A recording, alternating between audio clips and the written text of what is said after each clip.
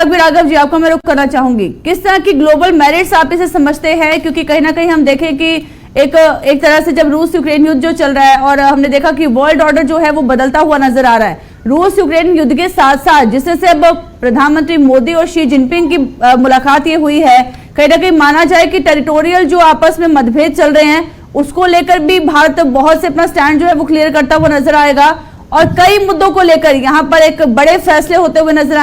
Shweta, thank you for inviting me for this discussion. Shweta, इतना इसी हमें उस पर्सपेक्टिव में इसको देखना चाहिए कि ये जो G20 का जो ग्रुप है इसमें कम से कम 60% पॉपुलेशन इसमें रहती है जी, और 80% जीडीपी इसके ऊपर डिपेंड करती है। बिल्कुल, और 75% ऑफ एक्सपोर्ट भी इसी ग्रुप से होता है। जो तीन बहुत बड़ी समस्या है पूरे संसार की, वो है एक क्लाइमेटिक है जो पेरिनियल समस्या है, दूसरी समस्या है फूड सिक्योरिटी की, एंड तीसरी समस्या है एनर्जी की। इन तीनों समस्याओं को दूर करने के लिए ये G20, क्योंकि इसकी परसेंटेज बहुत ज्यादा है, चाहे वो जीडीपी है, चाहे पॉपुलेशन है, चाहे वो एक्सपोर्ट है, तीनों में बहुत ज्यादा इसका इफेक्ट है। बिल्कुल। अच्छा, उसमें भी सबसे ज्यादा बड़ी चीज क्या है श्वेता कि जो हिंदुस्तान का जो इसमें हिस्सा है, आपको ताज्जुब होगा कि 14% जो आउटपुट जो सबसे ज्यादा इफेक्ट हुई है इस पेंडेमिक की वजह से वो हिंदुस्तान की हुई है। और ये सारी चीजें यदि हम कंट्रोल इस ग्रुप में नहीं करेंगे और कोई ऐसे एक्शंस नहीं लेंगे जिससे कि फूड सिक्योरिटी, एनर्जी और ये पेंडेमिक जैसी चीजों पर यदि कंट्रोल नहीं करेंगे तो बहुत बड़ा मुश्किल आ जाएगी। और इन सारी प्रॉब्लम्स को जो टॉप अप किया है वो आपके यूक्रेन और रशिया वॉर ने किया है।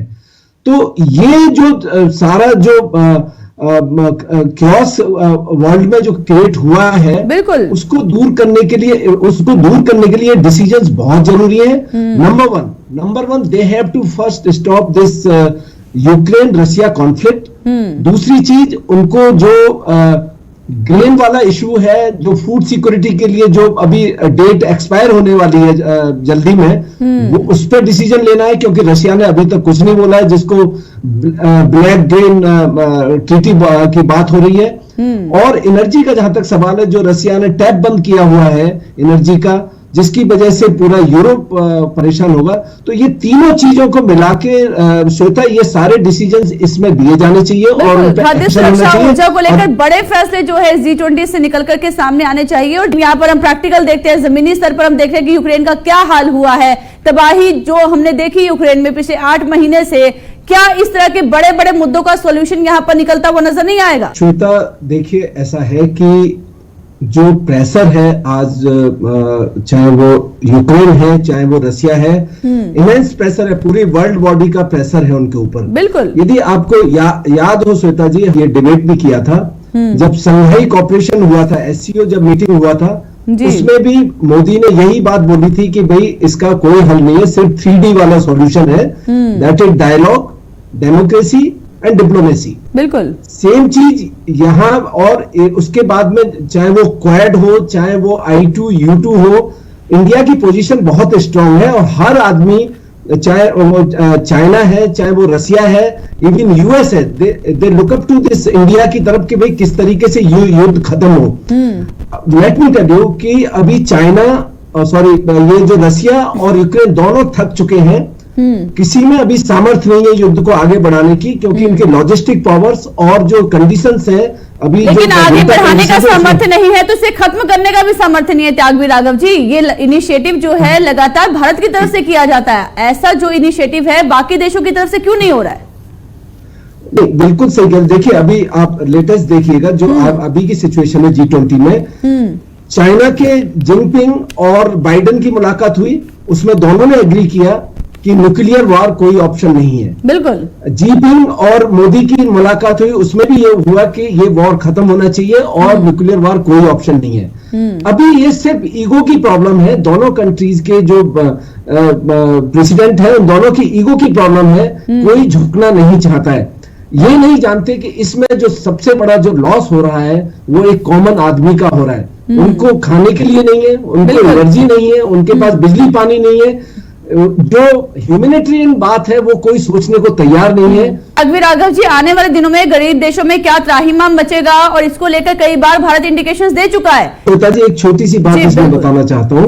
जो आपने बात कही कि गरीब लोग कैसे पिसता जा रहा है, देखिए इस वॉर की वजह से और पेंडेमिक की वजह से दोनों का ऐसा कंपाउंडिंग इफेक्ट हुआ है कि इन्फ्लेशन हर कंट्री में बढ़ा है। बिल्कुल बिल्कुल। उस इन्फ्लेशन के बढ़ने की वजह से हर कंट्री की जो मेजर सेंट्रल बैंक है उन्होंने अपने इंटरेस्ट रेट बढ़ा दिए।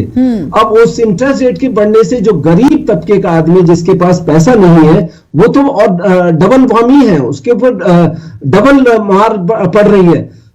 इसीलिए ये बहुत ही जरूरी है, अब ये हम इस सिचुएशन में आ गए कि वॉर जल्दी से जल्दी ये खत्म होना चाहिए और उसके बाद बाकी चीजों पे जैसे क्लाइमेट चेंज है या फूड सिक्योरिटी है, एनर्जी, उन पे बिल्कुल बाकी मुद्दों पर तो कोई ध्यान दे ही नहीं रहा है ना। जब तक हम एक बड़े मुद्दे से नहीं हटेंगे। त्यागवीर राघव जी का रुख कर लेते हैं।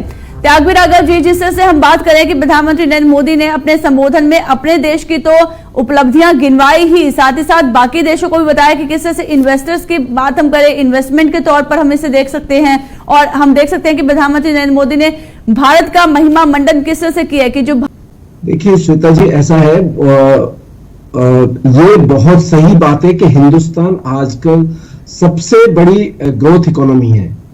वर्ल्ड में सबसे बड़ी ग्रोथ इकोनॉमी हिंदुस्तान की है और बाय 2030 इंडिया ने ये प्लेज भी लिया है कि वो 50% अपनी एनर्जी जो इलेक्ट्रिक एनर्जी है उसको रिन्यूएबल रिसोर्सेज से करेगा। क्योंकि ये ग्रोइंग इकोनॉमी है हिंदुस्तान की सबसे बड़ी, इसीलिए हिंदुस्तान को एनर्जी सिक्योरिटी बहुत जरूरी है। क्योंकि इस हिंदुस्तान की जो ग्रोथ है और जो उसकी आउटपुट है उसके ऊपर पूरे वर्ल्ड की फूड सिक्योरिटी भी डिपेंड करती है, उसके ऊपर बाकी सिक्योरिटी, एनर्जी सिक्योरिटी भी डिपेंड करती है।